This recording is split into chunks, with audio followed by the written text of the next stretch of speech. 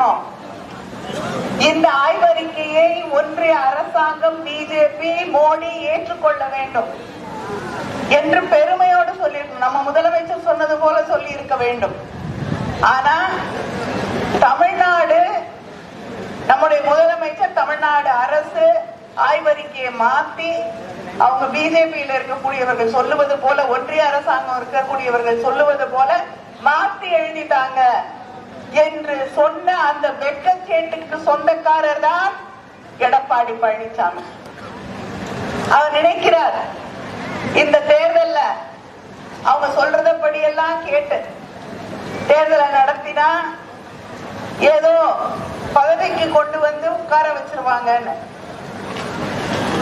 எத்தனையோ முறை பீகாருடைய முதலமைச்சராக இருந்த நிதிஷ்குமார் அவர்களுடைய நிலை என்ன என்று நினைத்து பாருங்கள்.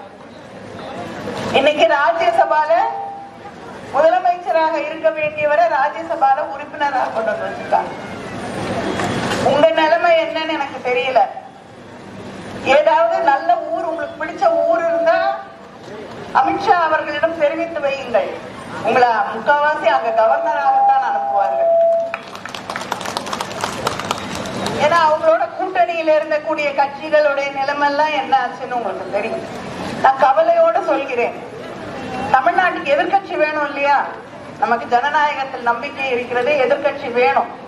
அந்த எதிர்கட்சியாக நீங்கள் இருக்க வேண்டும், எதிர்கட்சியாகவாவது நீங்கள் இருக்க வேண்டும் என்ற அந்த அக்கறையோடு, கரிசனத்தோடு சொல்கிறேன். தயவு செய்து பத்திரமா பார்த்து இருப்பீங்க.